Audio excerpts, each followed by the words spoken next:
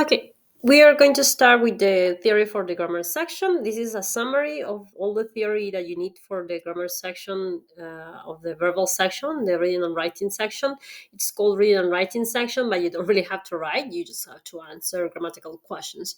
Now, an important thing is that I'm not going to the very, very basics. I'm not giving you like the very, very, very basics of the grammar. So I assume you come with certain knowledge, but I do give you the basics of that new basics, like the basics of that higher level that we need. So before we go into the theory, I want to explain how the grammar section works. So principles, just like the reading section has some principles, the grammar section also has some principles.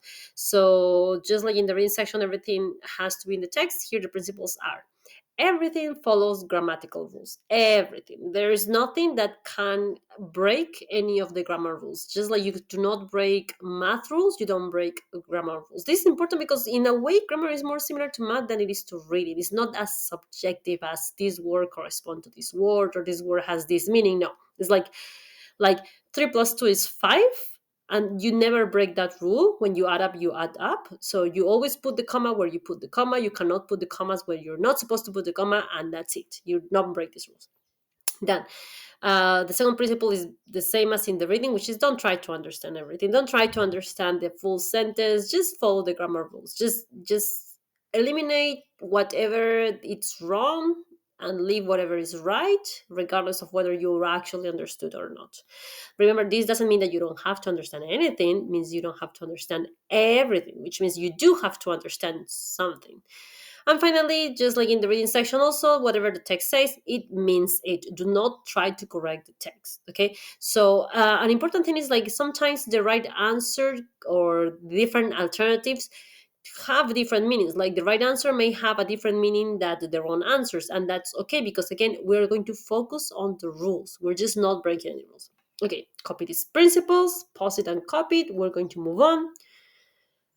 Basically, I separate the grammar from the reading. Most people separate the writing from the grammar from the reading. But remember that in the SAT, the digital SAT is part of the same section, is part of the same module. It's called the reading and writing. So you have 27 questions, and you have 27 questions in 32 minutes.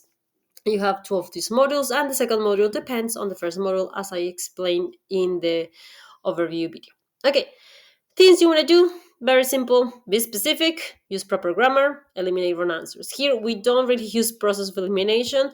What we do is we use the grammatical rules, which means every single alternative that is not the answer contains a grammatical mistake. Okay, I'll copy this, pause it and copy. We're going to move on. Things you don't want to do, also copy this, please. You don't try to understand everything, just as the way we said in the principle. You do not follow a hunch. Now, here, of course, there's a caveat. Some people, if you read a lot, if you have in general good grammatical practices, then hunches are going to be correct. Like your intuition, what people call intuition is nothing but the addition of the experience.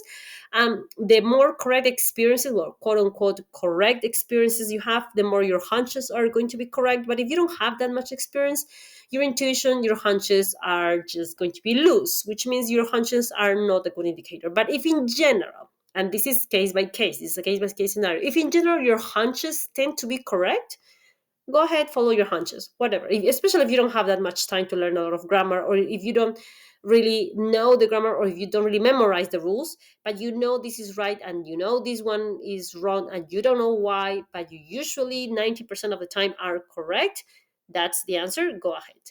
But remember, you want to make sure that you really 90% of the time are correct. You don't just want to, as I mentioned in the reading section, you don't just want to have confirmation bias. I mean, you don't just want to check the times in which you follow a hunch and the hunch was correct. What you want to do is you want to sit down and keep track of your hunches. So let's say you solve 10 questions out of hunches.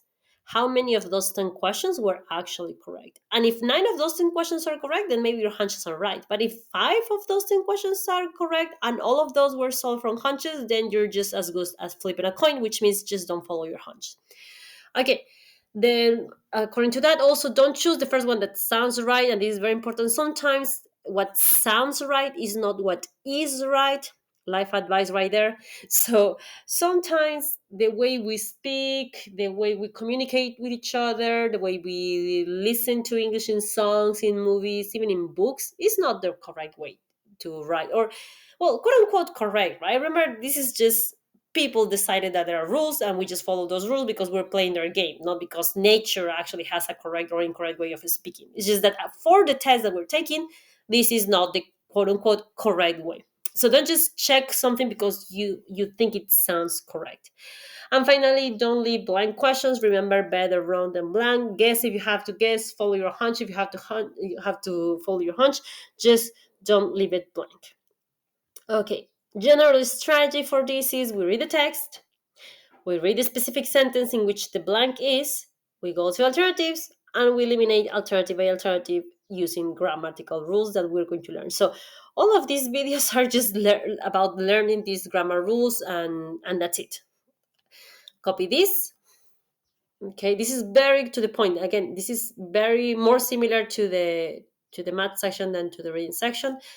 Now, these are the topics that we're going to cover. You don't have to copy this list because we're going to do it one by one. We're going to talk about the sentence, nouns, pronouns, verbs, adjectives, agreement, parallelism, clauses, punctuation, and transition words. These are pretty much the topics that are contained in the grammar section. If there are any topics or any rules that you don't know and are not here, it means that those are more basic rules. I kind of assume pretty much if you come to take the SAT, you already know the basics, but whatever it is that it's missing, maybe meaning of words, maybe differences between certain words, just Google it. My advice for you is just very do it very quick, very simple. But these are all the topics. There are no more topics than this. Okay, the in the old SAT there used to be more topics, but this is it. I'm saying this just in case you have all SAT books and you see that there are more topics. That's the old SAT. This digital SAT only has these topics and no more. Okay, what is your study plan? So in the videos, what we're going to do is we're going to go through all the theory. That's it. We're just going to go through all the theory, do a lot of exercises, and that's it. You're going to be all set. So we study the common grammar topics, which I'm going to present in the videos. We study each question type, which is also going to present it at the end of some of the videos. We're going to copy all the strategies. That's also a part of the videos. And after you finish, you do full sets from practice tests. My advice is to use official material. Try to use the official PDFs from from College Board, or the official practice test from Blue Book or Khan Academy. If you don't have time, just go ahead and start doing your practice test. Things you remember, I want you to copy this. These are things that I pretty much said already, but don't rely on hunches, don't rely on what sounds right. There is always a grammatical rule. I mean, the right answer can always be explained by a grammar rule, and the wrong answers can always be explained by they are not following a rule. Okay? Okay, copy this.